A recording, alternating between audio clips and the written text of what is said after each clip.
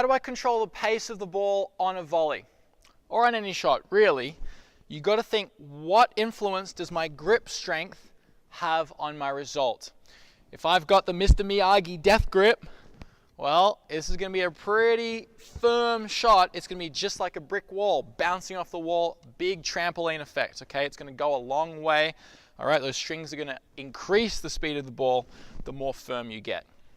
Now, on the other end of the spectrum, if you got super floppy or had the racket in two hands, it would be very hard, sorry, in two fingers, it would be very hard to control the ball. Okay, so there's got to be a little happy medium. Okay, instead of being too soft where the ball would go anywhere, you want to be just firm enough where you can get the ball going to where you want, but also not overdo it. Okay, this is the very fine line we play as tennis players, is that as you get, say, a low ball, well, if I squeeze too much and I take a risk, I'm trying to hit it harder, maybe I hit it long, maybe in the net. Okay, I need a ball that dips down, especially due to the fact that there's no real topspin on my volleys. Okay, a player with topspin volleys is going to struggle because, you know, by the time they've hit a ball, they're not ready for the next one.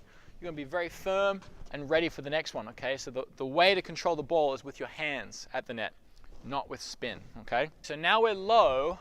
The softer hands is going to give you that nice adjustability where you could even hit a drop shot if you wanted and really soften up. You could go more towards the baseline and be a bit more firm, all right, but still not death grip, right? Or you could just kind of adjust however much you want to hit the ball.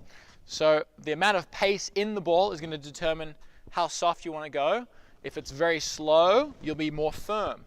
If it's very fast and you want to take a bit of pace off, you'll have to obviously be softer. You're trying to kill pace in the ball.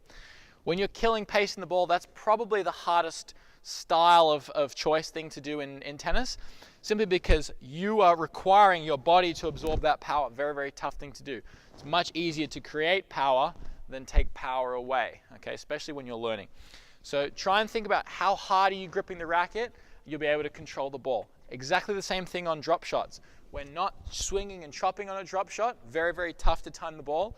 It's simply taking the power off that ball by soft hands. So when the ball hits the racket, your racket kind of dies a little bit. It dies and that ball loses pace and just goes over. Think about how strong you're gripping the racket and when it's required to be firm, right? Maybe if it's low, you might want to be soft and just keep it in, or you might want to be firm if you're getting it on the full, say, and you're trying to keep it in with a firm volley.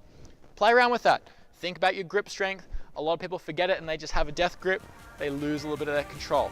Good luck.